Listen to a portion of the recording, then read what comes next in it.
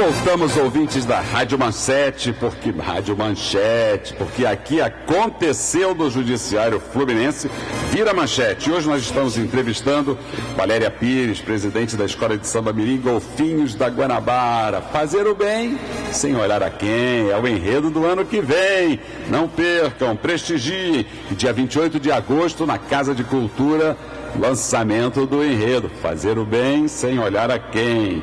Valéria Pires, presidente, Ramiro Montalvão, o carnavalesco da Escola de Samba Golfinhos da Guanabara, e Fátima Silva, da Pastoral do Menor e do Conselho, vice-presidente do Conselho Estadual de Defesa da Criança e do Adolescente. Nós estamos com o nosso repórter de rua, Silvio Augusto, na porta de algum fórum aí, Silvio Augusto. Silvio Augusto, bom dia, Silvio Augusto. Bom dia. Bom dia, doutor Ciro, como vai? Tudo bem? Graças a Deus, tudo bem. Cada dia melhor com você aí na linha, trazendo nossos ouvintes ao vivo para as perguntas. E hoje, olha, traz uns ouvintes aí para fazer pergunta para o deputado Tio Carlos, que ele vai estar aqui na segunda hora do nosso programa. Aproveita, porque ele é um especialista em projetos de cultura, de lazer, e também tem um mandato parlamentar, e é importante que a população traga sugestões e também cobre deste mandato, dessa representação. Ele que já foi vereador no Rio de Janeiro e agora está com o mandato de deputado estadual. Deputado Tio Carlos, na segunda hora do nosso programa. E aí, Silvio, qual é? Muito bom, doutor Ciro. Doutor Ciro, eu estava a caminho da Praça Cruzeiro de Rio Bonito, mas anteriormente tinha feito uma agenda com dois ouvintes seus. Inclusive, uma das primeiras entrevistadas resolveu ser até voluntário. O senhor está ficando famoso, doutor Ciro. Mas vamos lá, então. Eu estou aqui com o meu querido amigo João Batista da Silva. Ele tem uma pergunta para fazer. Qual é a pergunta? João Batista, gente boa. Gente boa, aqui nós estamos... O João Batista está ouvindo, o João Batista daí. Vamos lá. Doutor Ciro, o problema é o seguinte. No momento do dia que eu fui socorrido, eu fui socorrer uma pessoa que capotou com o carro. Certo? Certo. Aí, no decorrer disso, o viaduto, ele era aberto. Viaduto da onde? De Marambaia.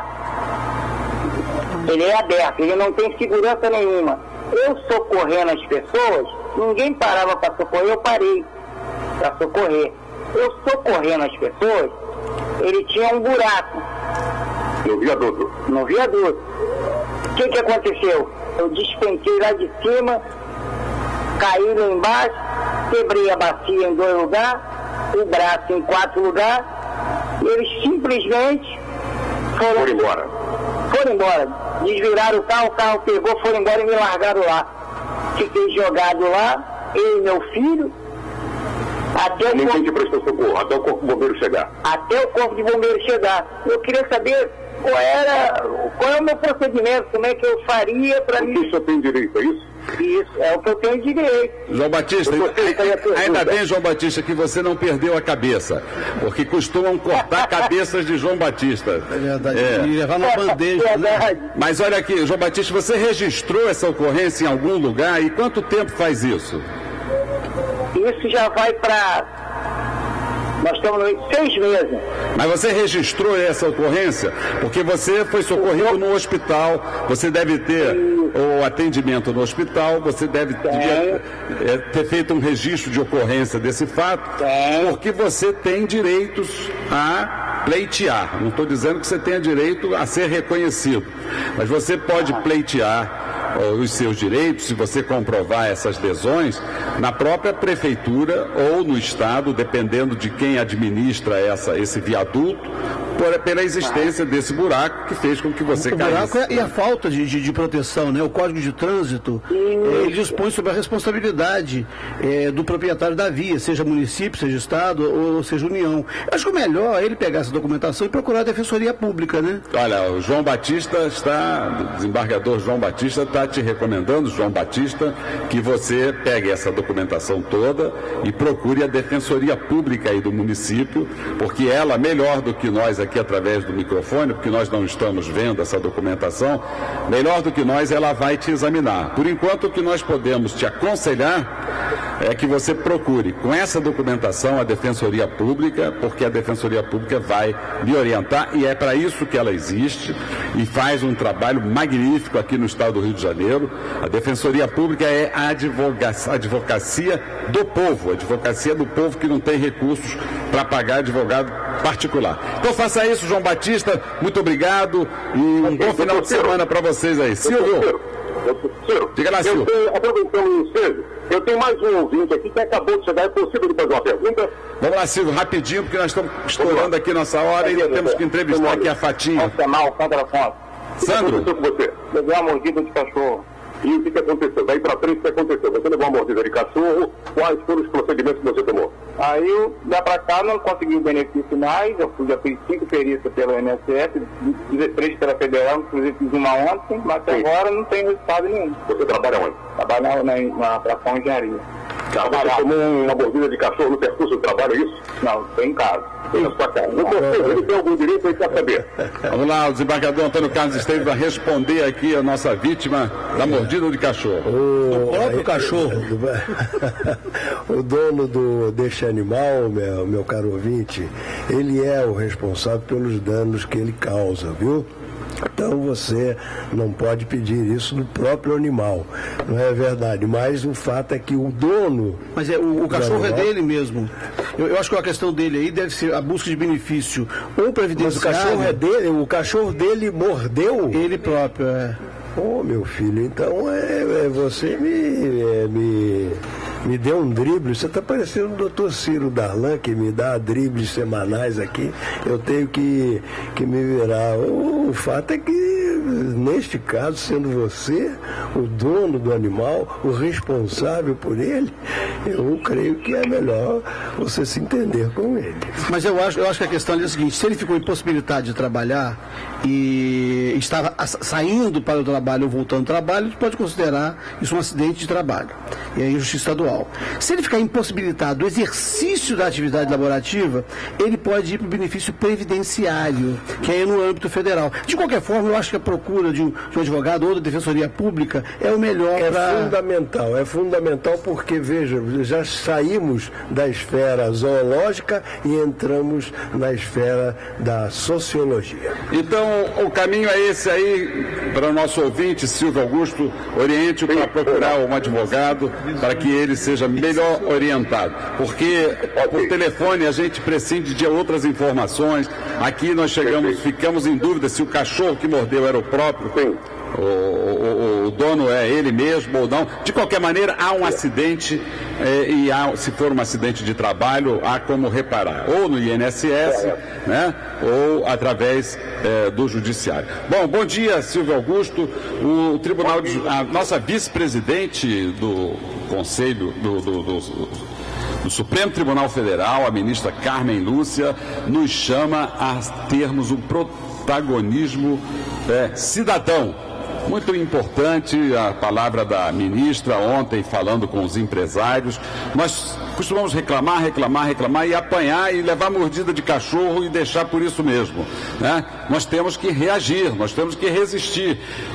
O desembargador João Batista Damasceno, que é um dos ativistas do Poder Judiciário mais atuante, cientista político, um magistrado corajoso, valente, e que é um protagonista, como a ministra está nos chamando a ser.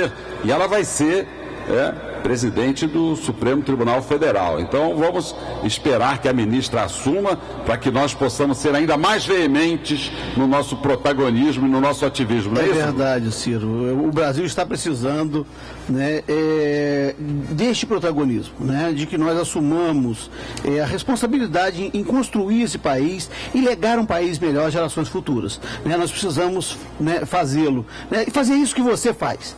Né? Então, não é um tributo individual, mas assumir as causas que você tem assumido, né? Aqui a Fátima, a Valéria, né? O Ramiro, as pessoas que assumem a construção, né, de um país no seu dia a dia, cotidianamente. Eu acho muito interessante essa mensagem da ministra, né, e nós brasileiros precisamos fazê-lo. Olha, nós estamos passando por um período terapêutico muito interessante. O secretário de Segurança, doutor Beltrame, tem feito manifestações aí surpreendentes e fantásticas. Ele diz, por exemplo, que o governo dele não tem nenhuma política para a juventude. Isso é verdade, não é isso, Fátima? Não é verdade? Com certeza. Ele diz, olha, não tem nenhuma política para a juventude, querem que eu prenda a juventude. Olha só que coisa bacana. Que frase para a gente refletir. E ontem eu estive numa palestra, eu sou Jaime Melo. Jaime Melo é o presidente da Fundação Santa Cabrini, que é responsável por dar trabalho para os presos. E durante 2 horas e meia, Sua Excelência falou que o Estado não faz nada, não investe nada, que na Santa Cabrini não tem recurso, que os presos não trabalham porque não há investimento nisso. Então a gente está vendo secretários de Estado falando do seu próprio governador. Eu acho que está na hora do governador entrar nessa terapia coletiva para ver o que precisa fazer efetivamente para que o Estado do Rio de Janeiro combata a violência com seriedade. Mas o governador vai fazer um negócio agora, por esses dias, tá? Ou no próximo mês, que é inaugurar um presídio privatizado em Resende. O Estado vai começar a dar dinheiro a empresários que assumirem a gestão de presídios construídos pelo Estado. E não vai ser barato, não. Né? O que vai começar a fazer aqui nesse estado, o que já acontece em alguns dos estados da federação, é usar a liberdade alheia como mercadoria para enriquecer empresário que sequer construiu o estabelecimento onde ele vai ganhar dinheiro. Isso é muito perigoso. Falta dinheiro para investir na educação, falta dinheiro para a educação, mas pelo visto não falta dinheiro para construir presídio, entregar para empresário administrar, para explorar a mão de obra do preso, restabelecendo o trabalho escravo no Brasil, né? E ainda pagando, né, pela exploração desse trabalho. É muito perigoso, né? Eu estou muito atento a essa questão, né? E até hoje eu não tinha lido isso na mídia. Ninguém tinha abordado essa questão de que há um presídio para ser inaugurado privadamente, né, no estado do Rio de Janeiro, na cidade de Resende. E o pior, Damasceno, é que o preso vai trabalhar e não vai receber, porque ele vai ter que pagar hotelaria e alimentação. Então o dinheiro que ele receber, que ele receberia desse trabalho, vai ser todo destinado a pagar a hotelaria de luxo, né? A hotelaria de preso é de luxo, né? E a alimentação. Ou seja, o preso vai trabalhar e vai sair com a mão na frente e outra atrás. É o trabalho escravo. Isso é senzala, isso é a volta da senzala, isso é a volta da escravidão. Nós temos que estar atentos para isso aí. E uma das soluções começou a ser apontada ontem pelos ministros do Supremo Tribunal Federal, né? Já tivemos o voto do ministro Gilmar Mendes, que é um voto consciente, é um voto inteligente, é um voto de quem conhece a Constituição, no sentido da descriminalização do porte de drogas, não é isso, desembargador Damasceno? Exatamente isso. Não adianta o encarceramento, né, Ciro? Encarcera, você cria mais problemas. A maioria dos presos no Brasil são presos em razão do tráfico de drogas. E nós vamos ver quem são esses traficantes que estão presos. São meninos, é o fogueteiro, é o olheiro, né? Não é o grande traficante que transporta, né, num helicóptero que sai de São Paulo, né, do Campo de Marte, atravessa o estado de Minas Gerais e é preso no Espírito Santo. Esses estão soltos, né? O helicóptero foi devolvido, não foi apreendido como sendo, né, instrumento do crime, né? Quer dizer, todos esses envolvidos, o dono da fazenda onde o helicóptero pousou, né, e segundo alguns dizem, foi onde ele reabasteceu de droga, ninguém foi incomodado. Então, os traficantes efetivamente não estão sendo incomodados. Quem é incomodado, quem é encarcerado, são esses meninos, né, que não tiveram escola, como a professora Fátima está falando aqui, que não tiveram educação, que por vezes não tiveram os pais. Esses sim, né, quando não mortos, são encarcerados. E o Brasil já é o terceiro país com a maior população carcerária, proporcionalmente à sua população, do mundo. Né? E aí o que querem fazer agora, né, ao invés de descriminalizar determinadas condutas ou não encarcerar, é privatizar os presídios para poder aproveitar esses prisioneiros como mão de obra e para poder enriquecer os empresários que vão tomar conta deles. Professora Fátima, quais são os projetos mais importantes conduzidos pela Pastoral do Menor? O que faz a Pastoral do Menor? Parece que tem alguns núcleos nas comunidades para ensinar informática, para fazer um reforço escolar. Como é que é o projeto? São 149 comunidades, Ciro, e que promove a questão da inclusão, da questão do reforço escolar. e a inclusão desses adolescentes no projeto Adolescente Aprendiz.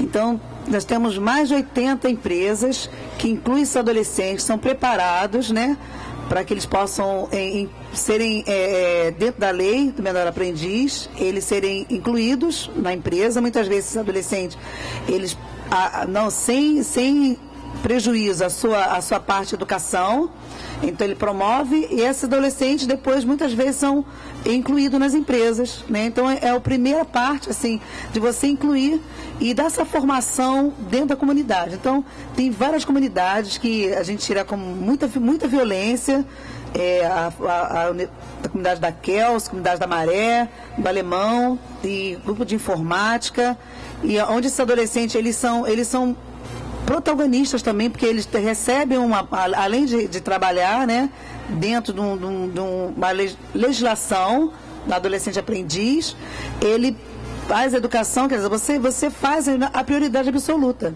Então, a pastoral do menor, ela, além disso tudo, ela tem as agentes comunitárias, que são pessoas da própria comunidade, que conhecem a vida da criança, que conhecem a realidade. Então, essa linguagem, essa inclusão fica muito mais fácil. E assim, a pastoral do menor, ela não está preocupada com a questão do governo, que cria uma política de governo.